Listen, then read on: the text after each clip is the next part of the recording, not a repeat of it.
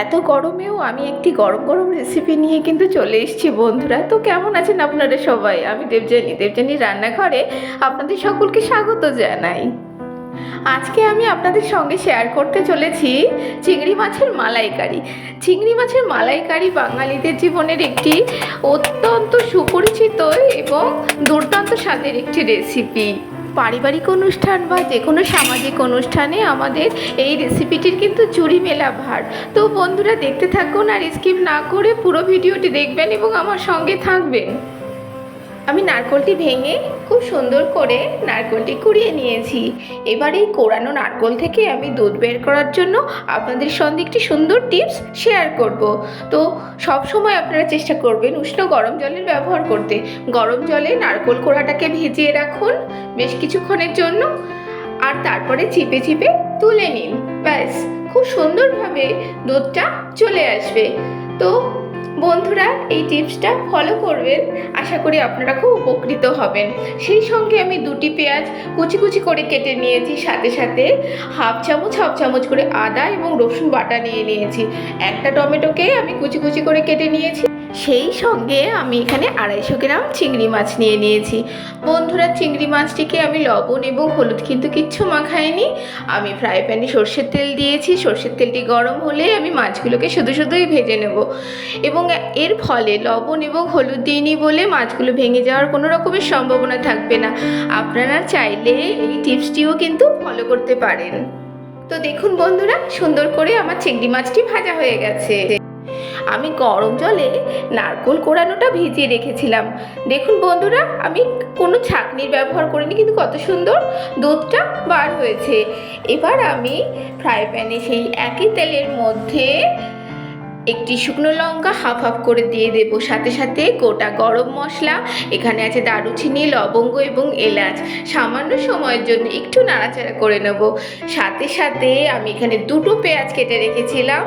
আমি দেখলাম পেঁয়াজটা একটু বেশি হয়ে যাচ্ছে, সেজন্য সামান্য একটু আমি রেখে দিয়েছি, বাদ বাকি পুরোটাই দিয়ে দিয়েছি। এবার আমি পেঁয়াজটিকে খুব সুন্দর করে ভেজে নেব, মোটামুটি যতক্ষণ না সোনালি রং আসে। তো যখন আমার পেঁয়াজে সোনালি রং এসে যাবে তখন আমি সাথে সাথে টমেটো কুচি এবং আদা বাটা, রসুন বাটা দিয়ে দেব, এবং দিয়ে খানিকক্ষণ আমি এইভাবেই কষাতে শুরু করব, মোটামুটি 2 মিনিট। কষানোর পর আমি একে একে মশলাগুলিকে দিয়ে দেবো। এখানে লাল লঙ্কা গুঁড়ো, হলুদ গুঁড়ো, সঙ্গে জিরে গুঁড়ো, আর লবণের ব্যবহারটা আমি এই রান্নাতে কম করবো, সেই জন্য কম পরিমাণেই আমি লবণটা ব্যবহার করেছি। যেহেতু এই রান্নাটি খুব মিষ্টি ভালো লাগে, তো আমি এখানে চিনির ব্যবহারটাকে একটু বাড়িয়ে দিয়েছি। এটা পুরোপুরি অপশনাল, আপনারা আপনাদের পছন্দ মতন করবেন। এবার খুব সুন্দর করে আমি রান্নাটিকে কষাতে থাকবো। মিনিট 4 ধরে পুরো মশলাটিকে আমি খুব সুন্দরভাবে কষিয়ে যাব, এবং কষাতে যখন দেখব মশলার থেকে তেল ছাড়তে শুরু করেছে, তখন আমি দুধটাকে অ্যাড করে দেব, যে নারকেলের দুধ আমি বের করে রেখেছিলাম।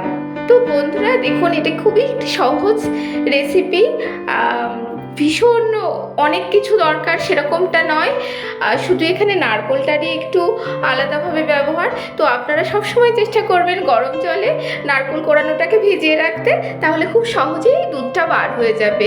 এবার যখন ফুটতে শুরু করবে, ভালো করে মিশিয়ে নেব এবং ফুটতে শুরু করবে, তখন আমি ভেজে রাখা মাছগুলোকে দিয়ে দেব। মাছগুলোকে দেওয়ার পরে আমি খুব সুন্দর করে মিশিয়ে নেব, আর এখানে আমি আলাদা করে আর কোনো জলের ব্যবহার করব না। তো মাছগুলি খুব যখন সুন্দর করে মেশানো হয়ে যাবে এবং সাথে সাথে সামান্য একটু ফুটতে শুরু করবে, তখন আমি ঢাকনা দিয়ে ঢেকে মিনিট 5 জন্যে পুরোপুরি ধিমে আছে বা লো ফ্লেমে রান্না করব। ব্যাস বন্ধুরা, ঢাকনা সরালেই কিন্তু গরমা গরম চিংড়ি মাছের মালাইকারি পুরোপুরি রেডি। এবার নামানোর আগে আমি এতে ঘরে তৈরি গরম মশলা ব্যবহার করব, এবং গরম মশলাটিকে খুব সুন্দর করে মিশিয়ে নেব। ব্যাস বন্ধুরা, খাওয়ার জন্য পুরোপুরিভাবে তৈরি। ঝটপট আপনারাও বানিয়ে ফেলুন এই গরমে এই গরম গরম সুন্দর রেসিপিটি। আশা করি আপনাদের চিংড়ি মাছের মালাইকারিটা দেখে ভালো লেগেছে। ভালো লেগে থাকলে অনেক অনেক ভালোবাসা বন্ধুরা, এবং সেই সঙ্গে আমাকেও অনেক অনেক ভালোবাসবেন, এবং লাইক শেয়ার এবং কমেন্টস করবেন। আপনারা কমেন্টস করুন, না হলে আমি বুঝবো কী করে আমি ভালো রান্না করছি না মন্দ রান্না করছি। তো আপনারা পাশে থাকুন সর্বক্ষণ আমার, এবং আমি আপনাদের সঙ্গে সুন্দর সুন্দর এরকম রেসিপি শেয়ার করতে থাকবো। এবং আপনাদের ফোনে যদি নোটিফিকেশান না যায় তাহলে একটা কমেন্টস করে দিন, তাহলে আপনাদের ফোনে নোটিফিকেশান পৌঁছে যাবে। সেই সাথে আমার সকল নতুন বন্ধুদেরকে জানাবো আমার চ্যানেলটিকে অবশ্য করে সাবস্ক্রাইব করুন এবং পাশে থাকা বেল আইকনটিকে প্রেস করুন। আপনারা যদি না থাকতেন তাহলে আমি এটুকুও এগোতে পারতাম না। তো আপনাদের সেই জন্যে আমি আপনাদের কাছে সত্যি সত্যি ভীষণ কৃতজ্ঞ। অনেক ভালোবাসা বন্ধুরা আমার পাশে থাকার জন্য, আর আমার পুরো পথ চলাতে আপনারা এভাবেই আমার পাশে থাকবেন। বাংলা শুভ নববর্ষের অনেক অনেক অনেক ভালোবাসা। তাহলে দেখা হবে আবার আগামী পর্বে। এই গরমে সবাই খুব খুব খুব সুস্থ থাকবেন এবং প্রচুর পরিমাণে জল খাবেন। তাহলে বন্ধুরা টাটা, আবার দেখা হবে আগামী পর্বে।